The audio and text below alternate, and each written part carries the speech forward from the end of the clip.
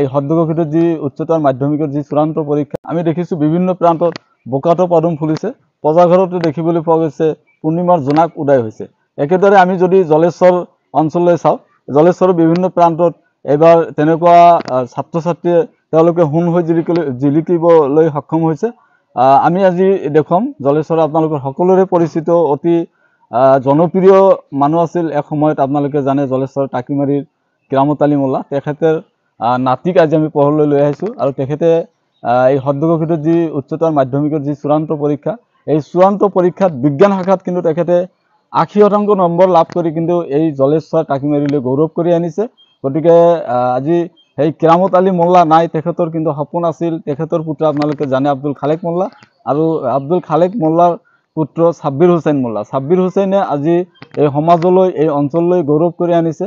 কাৰণ আপোনালোকে জানে যে আব্দুল খালেক মোল্লা তেওঁ নিজৰ হাতৰ ওপৰত কৰ্ম কৰি খায়। তেওঁ এজন গাড়ী চালক, তেওঁ বিভিন্ন প্ৰান্তত তেওঁ গাড়ী চলায়। আচলতে পুত্ৰ বা পৰিয়ালৰ তেনেকুৱা খবৰ ৰাখিব নোৱাৰে, কিন্তু আজি দেখুৱাইছোঁ ছাব্বিৰৰ মাতৃ আছে, মাতৃৰ প্ৰেৰণাত আজি কিন্তু এইগৰাকী ছাব্বিৰে কিন্তু এই অঞ্চললৈ সুনাম কৰি আহিছে, গৌৰৱ কৰি আনিছে। গতিকে আমি সমাজৰ ফালৰ পৰা তেওঁলোকক আমি এখনকৈ গামোচাৰে আমি সম্বৰ্ধনা জনাম, আৰু ভৱিষ্যতে যাতে তেওঁলোক ছাব্বিৰে যাতে এজন ভাল মানুহ হয় আৰু সেয়া কামনা কৰিম। প্ৰথমতে আমি ছাব্বিৰৰ মাতৃক এই গামোচাটো দিম, কাৰণ মাতৃৰ প্ৰেৰণা অবিহনে, মাতৃৰ আশা আকাংক্ষা অবিহনে পুত্ৰই কেতিয়াও সফলতা লাভ কৰিব নোৱাৰে। গতিকে তেখেতক আমি এই ফুলাম গামোচাটো দিছোঁ আৰু আশা কৰিছোঁ তেখেতৰ পুত্ৰ ভৱিষ্যতলৈ এজন ডাঙৰ মানুহ হওক।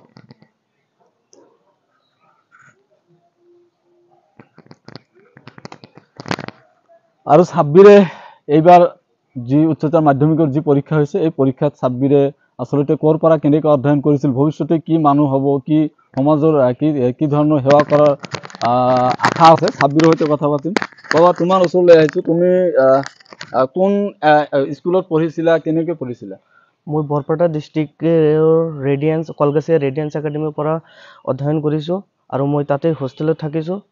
আৰু মোক মোৰ ঘৰৰ পৰা আৰু মোৰ সকলো মানুহে মোক সহায় কৰিছে। তোমাৰ পিতৃ মাতৃয়ে কেনেকুৱা তোমাৰ খবৰ ৰাখিছিল, কেনেকৈ পঢ়িবলৈ কৈছিল? ভালেই খবৰ ৰাখিছিল, মোক প্ৰত্যেক দিনাই কল কৰি কৈছিল যে ভালকৈ পঢ়িবি, এনেকৈ কৈছিল। ভৱিষ্যতে তুমি কি হ'বা? মই ভৱিষ্যততো মই আৰু ডক্তৰ হ'বলৈ আশা ৰাখিছোঁ, সেইকাৰণে মই পঢ়িম। গতিকে চিকিৎসক হৈ, ডক্তৰ হৈ তুমি মানুহৰ কেনেকুৱা সেৱা কৰিবা? মই মানুহৰ সকলো দুখীয়াক সহায় কৰিম, আৰু সকলো মানুহক যাতে মই সহায় জনাব পাৰোঁ, সেইকাৰণে মই আশা ৰাখিছোঁ। এইবাৰ তুমি টোটেল কিমান মাৰ্ক পালা, কেইটা বিষয়ত তুমি লেটাৰ পালা? মই 3টা বিষয়ত লেটাৰ পাইছোঁ, আৰু মই 80% পাইছোঁ। নিশ্চয়কৈ ছাব্বিৰে আজি এই জলেশ্বৰত বৃহত্তৰ অঞ্চললৈ গৌৰৱ কৰি আনিছে। 3টা বিষয়ত ছাব্বিৰে লেটাৰ মাৰ্ক পাইছে। ফিজিক্স আৰু কেমেষ্ট্ৰিত 89 নম্বৰকৈ লাভ কৰিছে। আৰু আটাইতকৈ ডাঙৰ কথাটো হ'ল, যি সময়ত অসমীয়াক লৈ আমাৰ বিভিন্ন ছাত্ৰ ছাত্ৰীয়ে তেওঁলোকে ধমকি ল'বলগীয়া, কিন্তু অসমীয়াটো ছাব্বিৰে কিন্তু আচলতে লেটাৰ পাবলৈ সক্ষম হৈছে। আপোনালোকে দেখিবলৈ পাইছে বহু গণ্যমান্য ব্যক্তি আমাৰ সৈতে এই মুহূৰ্তত উপস্থিত আছে, সকলোৰে সৈতে কথা পাতিম। তাৰ পূৰ্বে মাতৃৰ এষাৰ তেওঁৰ আচলতে ফিলিংছ বা আচলতে ছাব্বিৰে ভৱিষ্যতে কেনেকৈ আগবাঢ়ি যাব। এবাৰ আমি ঘৰৰ দৃশ্যটো দেখুৱাই লৈছোঁ যে আপোনালোকে জানে যে এই অঞ্চলৰ এজন সন্মানীয় ব্যক্তি আছিল, অতি জনপ্ৰিয় ব্যক্তি আছিল কিৰামত আলী মোল্লা। তেখেত আজি নাই, তেখেতৰ অনুপস্থিতিত পৰিয়ালটোৱে এনেকৈ দিন অতিবাহিত কৰিছে, অতি কষ্টৰ মাজেৰে দিন অতিবাহিত কৰিছে, অতিশয় দৰিদ্ৰতাৰ মাজেৰে। কিন্তু এতিয়া কিৰামত আলী মোল্লাৰ 2জনকৈ পুত্ৰ আছে, তেওঁলোকে কিন্তু অতি দৰিদ্ৰতাৰ মাজেৰে দিন অতিবাহিত কৰিছে।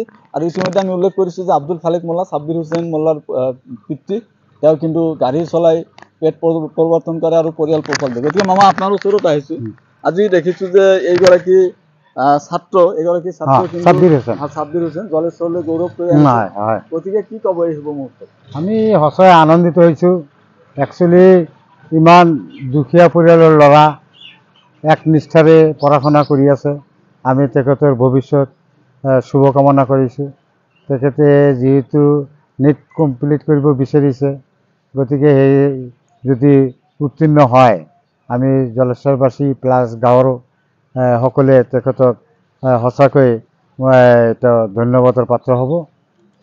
এইখিনি তেখেত ভৱিষ্যতে এজন ভাল মানুহ হওক হওক, সেইটো আমি সকলোৱে বিচাৰিছোঁ। আৰু বহুত ভদ্ৰ ল'ৰা।